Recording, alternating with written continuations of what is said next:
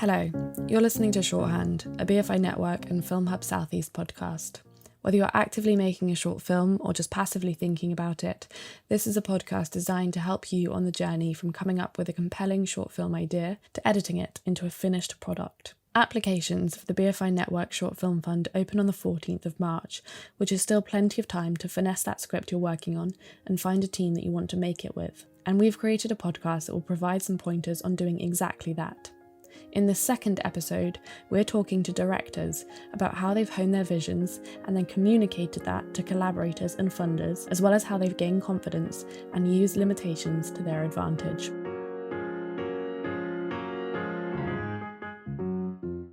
I don't think growing up I was kind of, directing is the thing that I definitely want to do, but I knew that I loved the world of kind of film and TV. I was very lucky in a sense to be an actress as a child, so I got to be on sets and kind of grow up around people working in that industry, and I think that led to me developing a real passion for the world of it. And I think what I loved so much and continue to love to this day was the kind of collaborative nature of film and TV, and the fact that certainly growing up, and I think I still feel, is that everyone working in these jobs is doing it because they're passionate about it and because they love it, because it's too difficult to just fall into, I think. And so I think it was that kind of growing passion for the industry in general, and starting off getting to experience what that was like from in front of the camera, but then developing more of an interest in being behind the camera.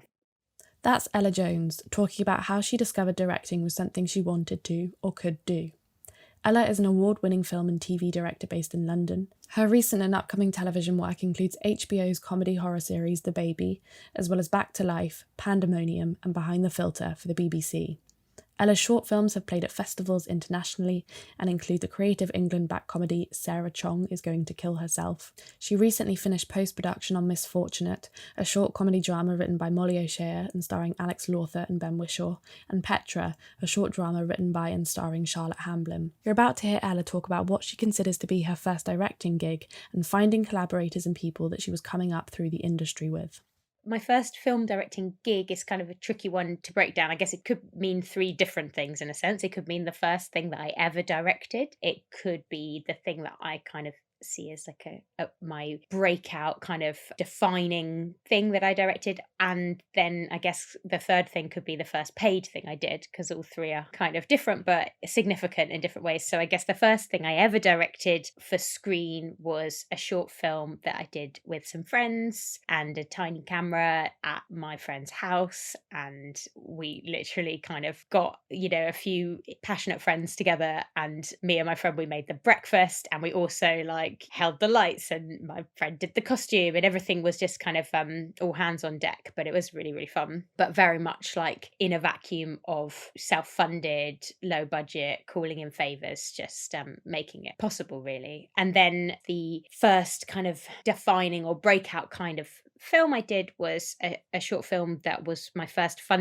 properly funded short film, which was through Creative England. It was a scheme called Funny Girls for female comedy directors. And that was an incredible opportunity for me, and I think for the other female directors who took part in the scheme, because they've all gone on to do really amazing things. And it basically, I think there were 5 films that got funded through this scheme, which was through BFI Network and Creative England, with Big Talk and Baby Cow, the production companies I think were involved. We basically applied with a script, and the writer I was working with I'd met at a production company I'd interned and then worked at, and it was the first thing she'd written, and we kind of applied on a whim thinking, we'll give it a go. And then we got selected. It was quite a long selection process. It involved a weekend in Brighton, developing the scripts and working with script editors and stuff, which was amazing. And then the opportunity to make a funded short film with support as well and development help was amazing. And off the back of that film, I got an agent, and I got me and the writer and the producer who made the film got a meeting with Film 4, and then got a kind of feature commission. And so various very exciting things happened off the back of that, and that kind of became, and kind of still is in a weird way, for that was a long time ago, a kind of calling card short film, and it definitely allowed me to make the next step. So the third kind of first directing gig, in a sense, would be like my first paid directing gig, which was a TV taster for Channel 4. So that I think is for a lot of directors who are kind of stepping into the world of TV or paid work, if you don't go down the commercials route, is kind of you do like tasters and teasers, and like they're kind of mini pilots. So it's like 10 minutes long or 15 minutes long. And often they don't, the idea is not for them to be broadcast. It's more to act as a taster for a kind of a pitch for wider series. So I did one of those with a company, and that was my first experience of directing in a paid environment. I think that collaboration is one of the things that really attracted me to directing and the industry as a whole. And I absolutely love working with writers and producers.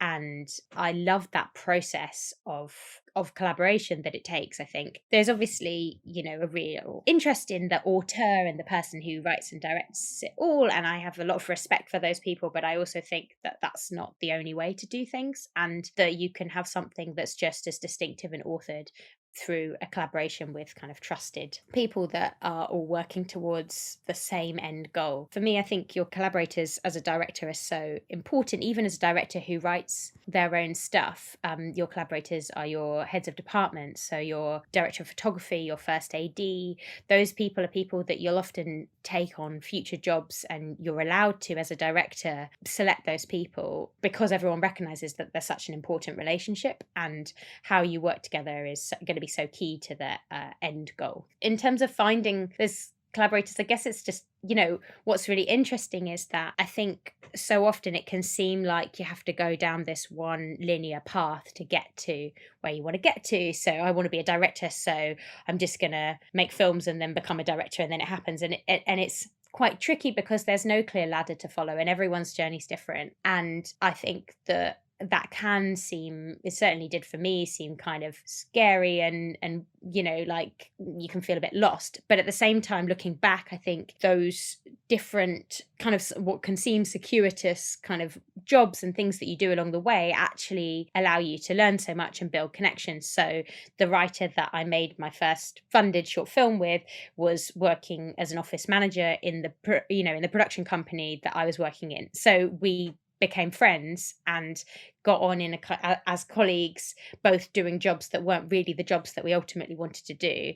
The director of photography who made the first short films with me, my friend met because they were both volunteering on an NFTS film. So, and they were both volunteering in different roles, but they kind of saw each other and were like, oh, do you want to do something ourselves? And then they did. So, it's kind of all of these unpredictable, but ultimately it makes sense. It's like the more we put ourselves out there and the more experience we get in different ways in a broad capacity, then I think we meet people who are like-minded. One of the biggest pieces of advice, and certainly I was given, and I would pass on even though it seems so kind of obvious, is like make stuff and show people stuff, because that's the only way that you can both learn, but also that you can put yourself out there, and that ultimately it might not be the first thing that you make that attracts people's attention, but it might instead attract collaborators, and then you might together then build something better, and then you'll create something better, and then ultimately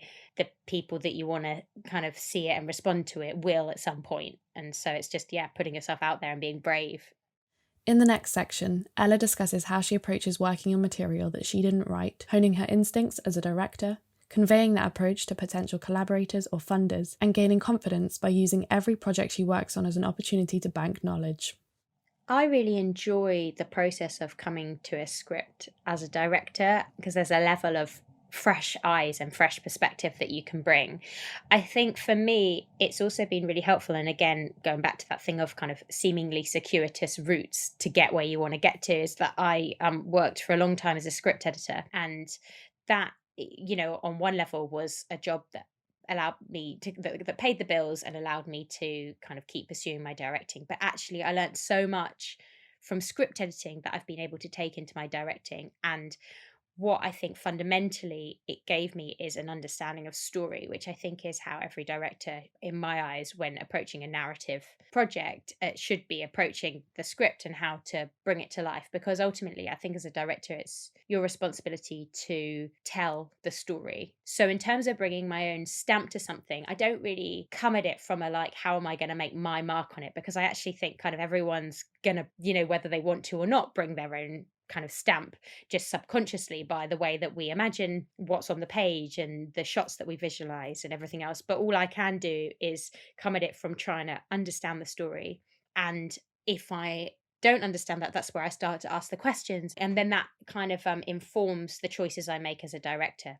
I think it's an endless thing for a director is how do you communicate a visual medium and how you're going to approach a visual medium through both words and visuals. And it's something that continues to be true, throughout, I think, your career. And certainly when I go in to pitch for TV shows, that's what I'm doing. I'm having to convey my approach because it's hard. And being on the other side of it as a director meeting heads of department, you're going, how can I tell what kind of visuals you're going to bring as a director of photography, or what the costumes are going to look like without you having to do all the work now? And so how do you communicate that, I think, is an ongoing question that we're all kind of trying to answer and learn, I guess, and get better at. So I guess for me, I'm still refining that approach, but I find it's a mixture of really trying to get a real understanding of the story and what I think the story is, what I connect with and what I respond to, because in a starting point that allows me to have a conversation with whoever I'm talking to about it, and it allows us to work out whether we're on the same page. I think that really helps me to kind of find a way in and access it.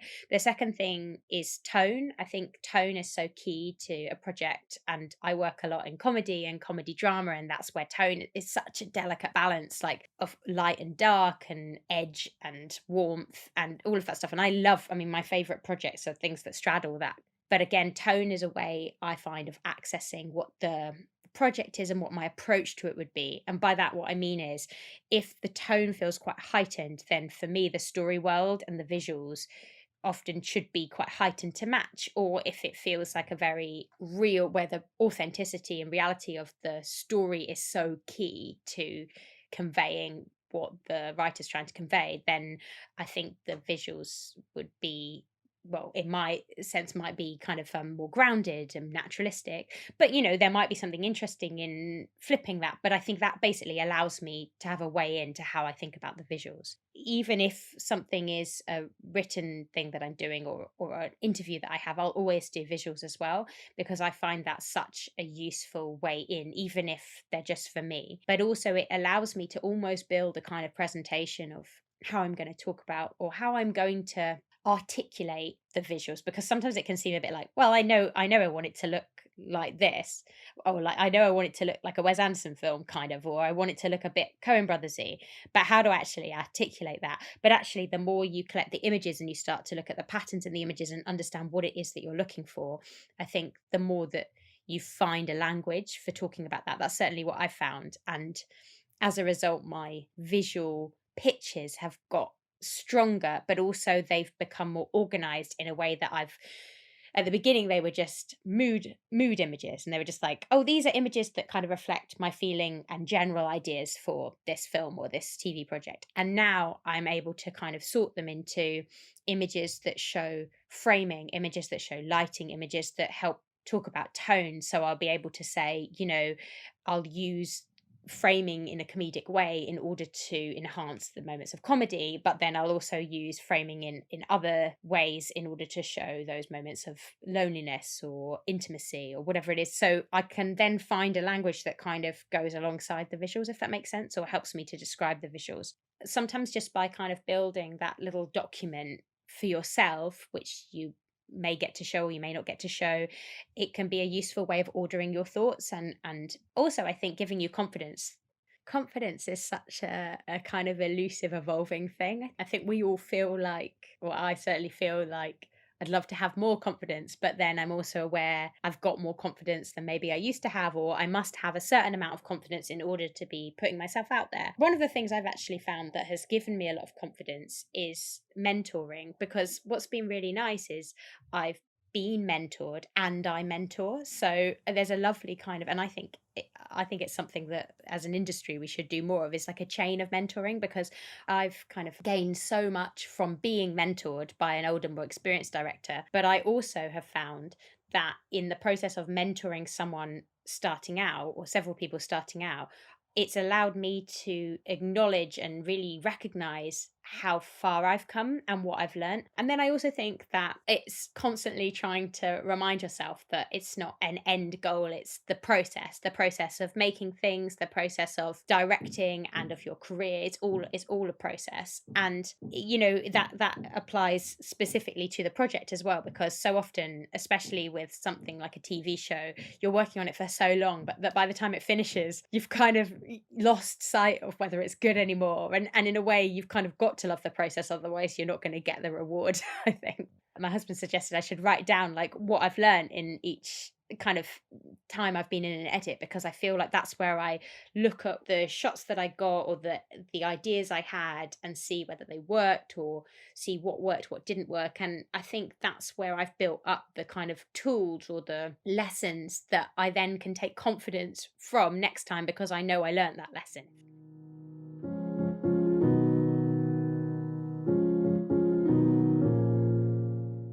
I began very much wanting to make films which related to my own personal experience, but not in a autobiographic way. So I'd think about something which was, often a concern in my daily life. It tended not to be something which was giving me a lot of pleasure, and then I'd try and find a narrative which extrapolated that, and sometimes I guess obscured it as well, and then use that as the scaffold to tell a story. That's Harry Lighton, the BAFTA-nominated writer and director of short films such as Wren Boys, Sunday Morning Coming Down, and Leash, talking about the types of stories he's interested in telling. You're about to hear more from Harry as he discusses formal innovation in filmmaking and why that should go hand in hand with the content rather than for the sake of boldness. A good example of that is the very first film I made, which you absolutely can't find anywhere. It was called Three Speech, very witty title with three THREE, and it was about a guy who had a form of obsessive compulsive disorder where he could only communicate in sentences where the total number of words were divisible by three. It was a fairly high concept idea, and within that there was a scene where he was masturbating to a soundtrack of poems which were written in these word triplets.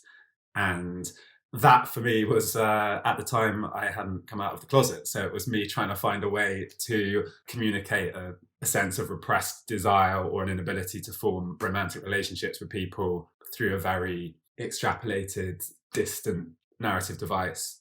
Now I spend as much time, I'd say, thinking about how to make something which is formally interesting to me or formally innovative as I do trying to make something which has a narrative which is personal. And I think that's probably been the biggest change, is the more time I spend watching films, the more I feel this desire to try and do something different on a formal level, as opposed to simply tell a story which hasn't been seen before. Personally, for me, when I first saw Victoria, the one-shot film, I thought, wow, that's unbelievable. That's the coolest thing ever. And since then, there's been a kind of onslaught of like TV episodes told in one take, or more films told in one take. And by dint of it not being original, to me, it becomes laboured. I'm so familiar with the feeling of tension now in a one shot that it has to do something different to grip me.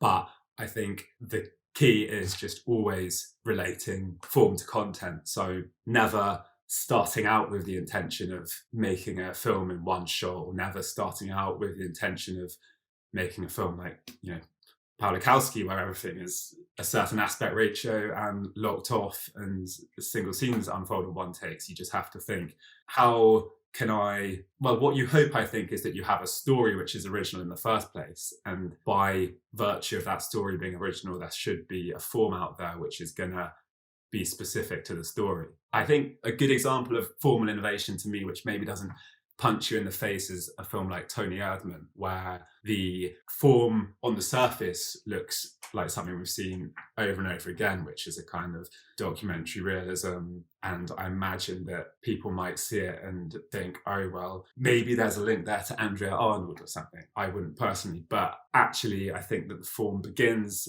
in that documentary way, and then along with the narrative moves towards surrealism. So it ends up in a very claustrophobic party with a camera language which is like actively propelling the humour of the situation as opposed to just recording the scene. Formal innovation can come in all sorts of forms, and it doesn't need to be a punch in the face.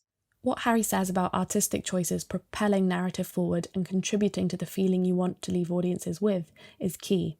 Here he talks about how he formulates a vision and a point of view for his films.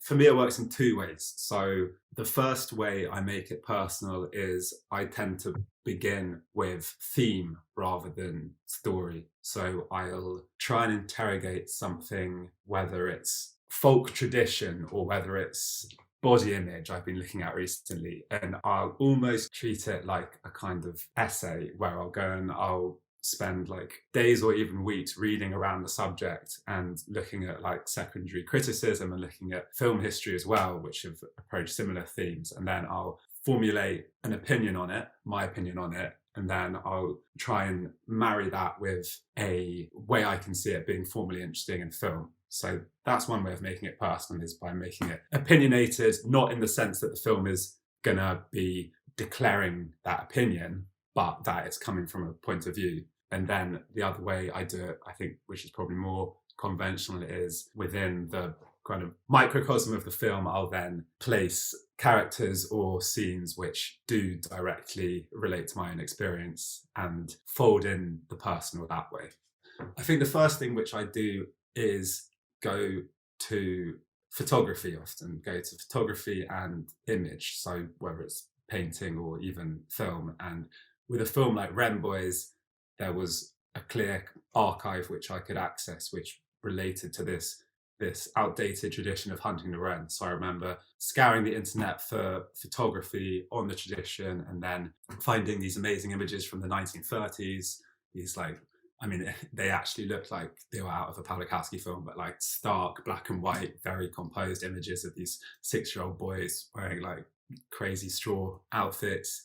And then alongside that, there was also a oral archive, so lots of interviews of people discussing the tradition. And as the years went on, that oral archive began to change. So you had people criticizing the tradition as well as people who said, no, we need to keep on with this. And I found that gave me a really good stock of both landscape and character and also like dialogue to work with. So that way I managed to get inside the rhythms of speech which were specific to the story. That's actually something which is consistent across all my projects, actually, if I think about it as a way of getting to like the texture of what I'm trying to do. I've been working on this film about sumo wrestling now for a fair while, and with that film I found that actually there was a limit to how much I could get inside that world from my desk in London. So very kindly my producers in the BBC sent me off to live with these sumos in a stable, which is the equivalent of I guess like a boarding school, and I got to live with them for 2 weeks. And so I think that depending on your distance from the project, if you're writing something which you know inside out, then obviously you don't need to do the same kind of interrogation. But I had never been to Japan. I certainly only had that basic idea of sumo wrestling, which you grew up with watching like Trans World Sport if you were born in the early 90s, where it seems like there's a couple of big fat guys running into each other and it's funny. And so I knew that part of the interest of the project to me was trying to see what was actually, what the world was actually like, as opposed to this 2D idea I had. But I wouldn't have carried through with the project if I hadn't been able to, I don't think, go out and actually witness it myself. Because for me, definitely, there is a limit to what the imagination can do without first-hand experience. I definitely need to feel like there's a reality to the world which I'm writing in, and I need to feel like I understand that reality.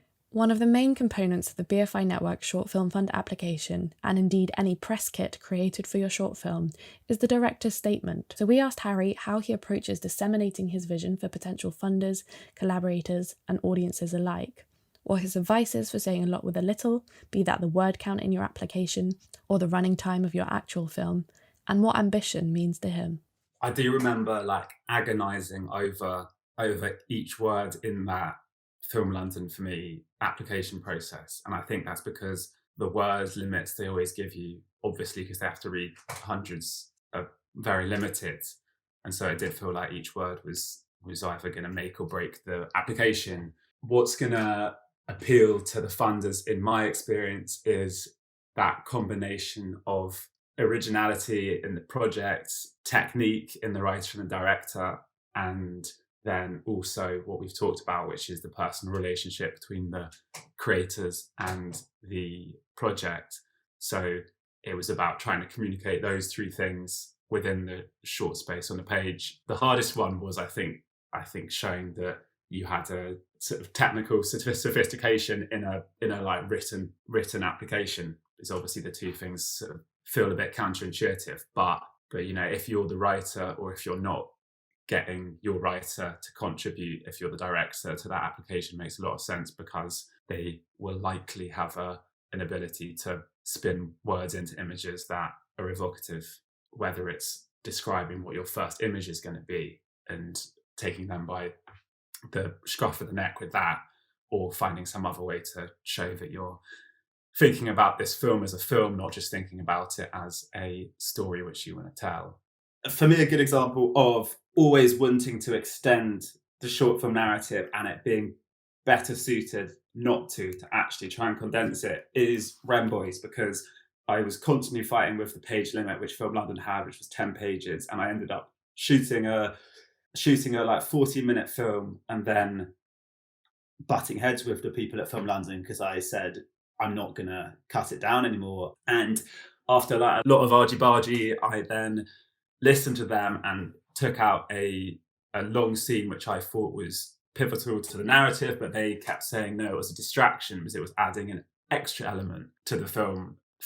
5 years later or whatever, I think they were totally right, and I look back on that argument and feel a bit embarrassed because I was trying to do too much. I was trying to spoon in other thematic interests of mine into a short film which was a love story, and it had no place in that love story. I think what you need to do is work out really what the most important image in that short film is, and the most important thing you want the audience to feel when the film finishes is, and then be incredibly strict about trying to carve out the flab until you're really distilling that intention into the short film. I've never, I don't think, watched a short film at a festival and thought this should have had more minutes. I only ever watch them in festivals and go, I wish they'd started that film 5 pages later.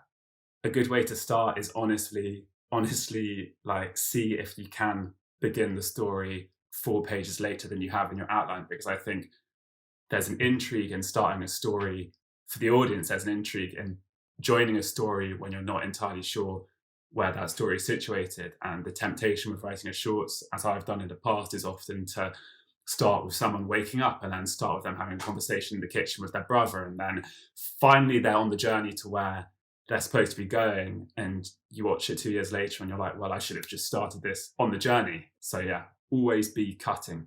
I think ambition and boldness actually go hand in hand for me, because I see ambition as wanting to make something which surprises an audience, and I mean, it sounds like horribly ambitious to say, but also like surprises the film world. So I want to put something out there which people watch and they go, gosh, I've never seen a story told this way before, or I've never seen someone use the form in this way before. And like, that's where I situate ambition, alongside obviously more practical things which I think are important to mention, like the ambition to manage to build a career out of filmmaking is one which I definitely started out with and I'm incredibly grateful for, rather than having to juggle multiple jobs. I think that's a very obvious pragmatic ambition, but in terms of the filmmaking itself, ambition to me means trying to do something original. A good way, I think, to test that ambition or test the idea of boldness is to go to short film festivals and see which films in a program of 100 stand out.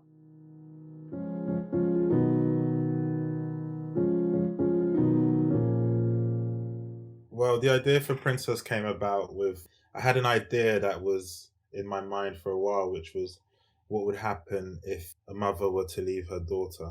That's quite a a romantic idea. It's not something that would really happen. A mother wouldn't leave her daughter in a cafe on a Friday night. But that was a general idea, and what we did from then on was kind of work our way backwards into thinking of a story.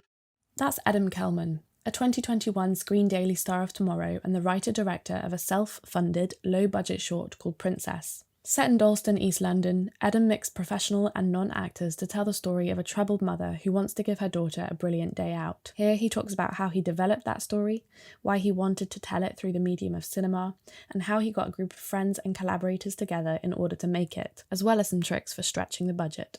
Princess came about at a time where I'd done smaller projects before, and I was trying to find my voice, and I kind of just became a bit jaded by the whole kind of theatrics behind filmmaking, all the other elements that come into play when you're coming up with an idea. It feels quite artistic, and when you get on set, it can be quite hectic, and it can become quite mechanical.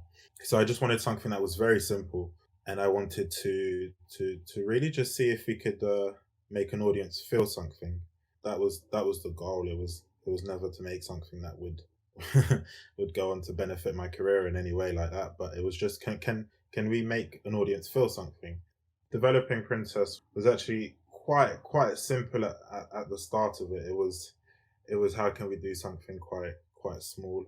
It was more just writing a script and then constantly returning to it each night and thinking of moments that I felt spoke towards a mother-daughter relationship. Like, there's a scene that we, by fault of the way we kind of were shooting it, we'd planned to get a scene which would be the mother and the daughter in the photo booth taking a picture together, and the mother would slip the picture into her bag.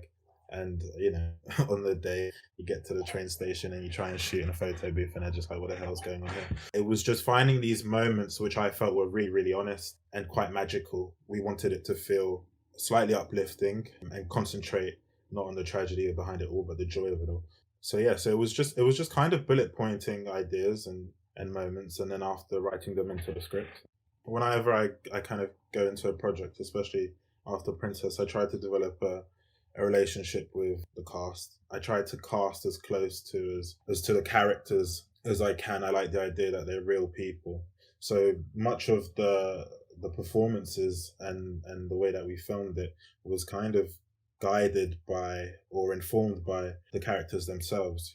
You have a child who you've street cast, who's, I think at the time she was 6.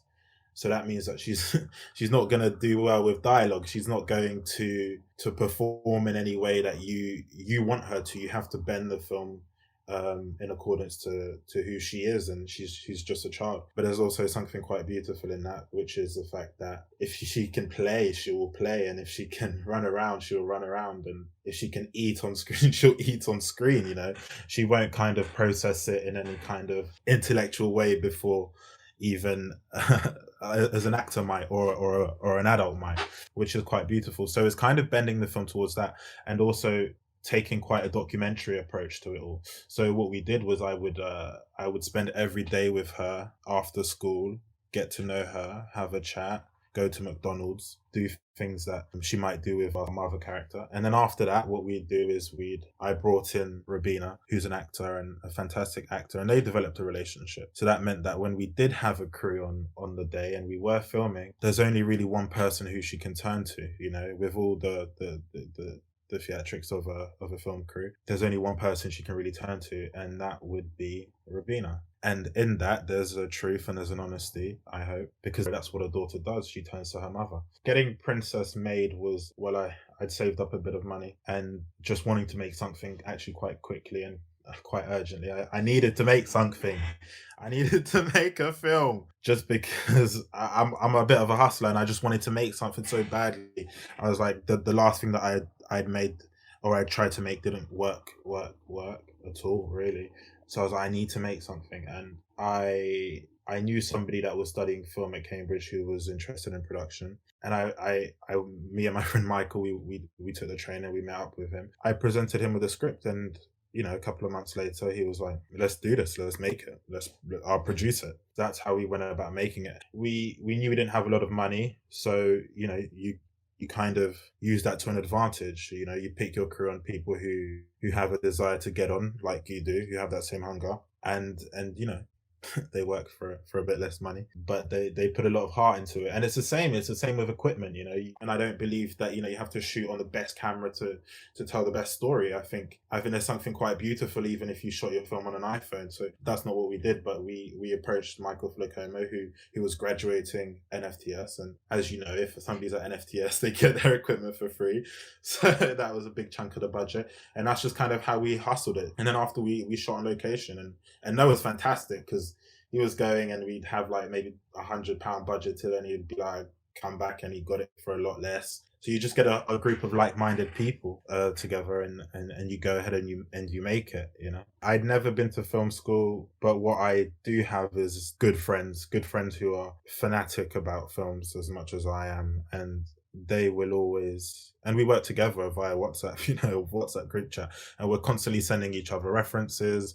But what they do that's really special when we're prepping, or when I'm prepping, or when they're prepping, is we'll always ask each other why. Why do you want to shoot on this camera? Why do you want to shoot on this lens?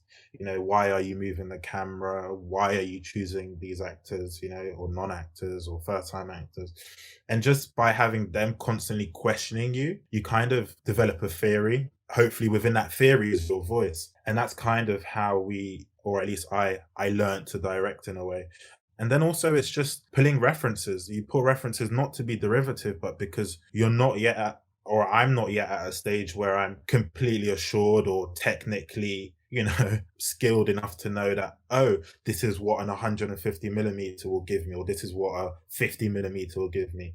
So I look at specific references. I think, there's that moment in Princess when they're walking down the high street, and I'm not ashamed to say that came from Midnight Cowboy, because I was watching Midnight Cowboy and I saw how they were able to use real people on the street and allow that to give them a level of production design and embellish the frame, but also tell their story. And I think that's how I approach directing. By watching films or by referencing films, you can get a certain amount of confidence and assurance towards your vision.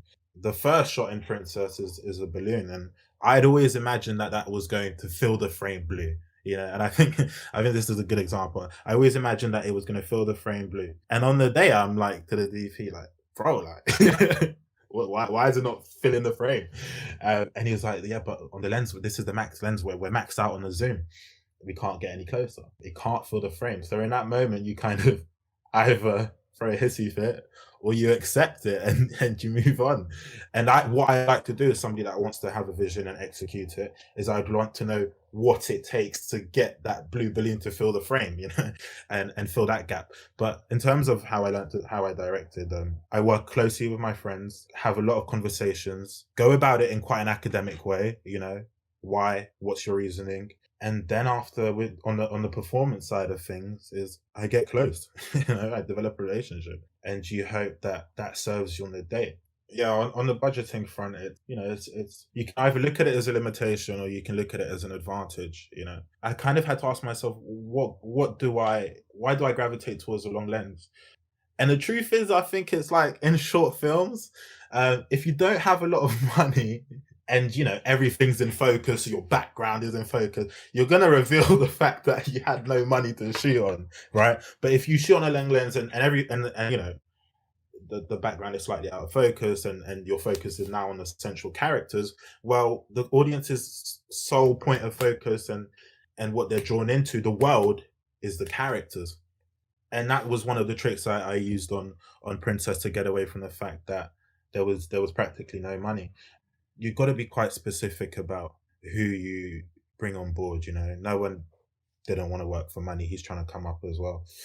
And Michael as well, who's a fantastic DOP, is willing to take a chance on somebody that hasn't really done much. In terms of budgeting, you want to put as much of it on screen, and you want to not necessarily hide the fact that you don't have a lot of money, but you want to tell a story which doesn't require a lot of money. Some of the best films that we watch are documentaries, things that just a camera in a room with people living and existing, and it hits you on a level that's unreal.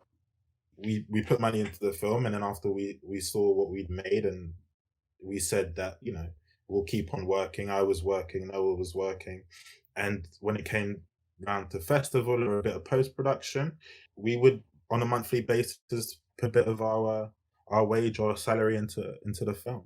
And I should also mention that I've got a few collaborators now who I've worked with for a while, who understand what I'm trying to do, or believe in my voice, and it's kind of now our voice when we come together.